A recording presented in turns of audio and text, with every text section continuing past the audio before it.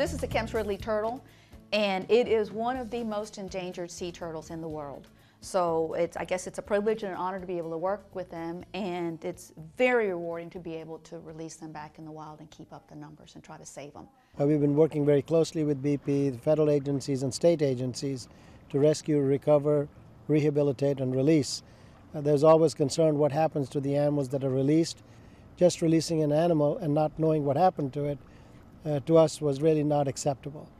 And so we've come up with a very unique plan, that is satellite tagging these animals. We have a satellite tag that will allow us to track every time the turtle comes up to the surface of the water. The little antenna will send a beam to the satellite. We flipper tag them. That's a temporary type of identification for the turtles. We also insert a microchip, what's called a pit tag, which is a permanent form of identification. So we use a scanner, and when it picks up a microchip, it gives us a number.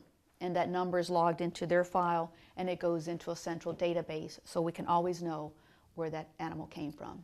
So far we have released 15 turtles with satellite tags on them, and the time that has lasted has been anywhere from 60 to 80 days. This map is tracking the first group of sea turtles that we satellite tagged, and you can see all the turtles' movements. And what was really amazing is that a lot of the turtles returned to their original location where they were rescued first. And then they went off and traveled all over this area. Hey, TJ. A lot of these came in either injured or with hooks in their throats, and we were able to perform surgery or just get them through their medical issues, and this is always a great day. So there's a red light that shows that the satellite transmitter has been activated. As long as he's swimming underwater, the red light will not go on. But as long as he's at the surface, the red light will come on, and then we know that he's transmitting data of where he's swimming, where he's located. All right, we got them all on here then. Great. It's a nice sunny day. It is a little windy. We have a little bit of waves that makes it a little bit more difficult. We have 11 turtles to release. We're very happy to be releasing them.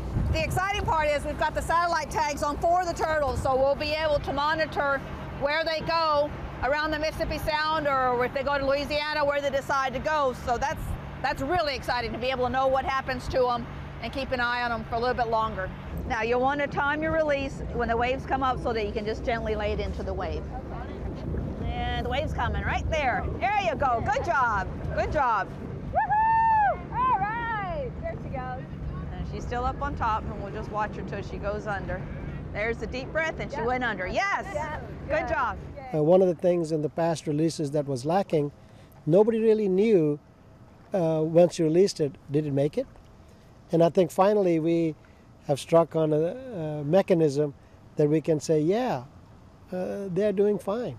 And by monitoring them through satellite tagging and other processes, we know they're using their habitat. They wouldn't be there if they didn't have food. We can have all the tests in the world, but we can't really tell it's safe. It's the animal that's going to utilize the habitat is going to tell us it's safe. It feels wonderful, wonderful. To see them, to be released and to see them go down like they're supposed to go, it's a great feeling. And it just reminds me of a movie, E.T., when we were young, when we watched that. We are going home. And I think we have played that part of getting E.T.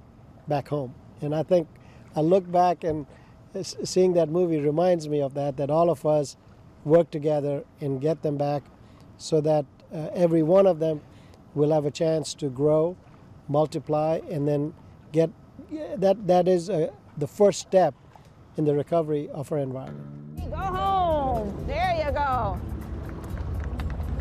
The information we get from the GPS signals, we take that, we analyze it, and we plot that on a map. So it's available for the public to track the turtles' movements in real time, day to day, because we're updated daily on IMMS.org, which is our website.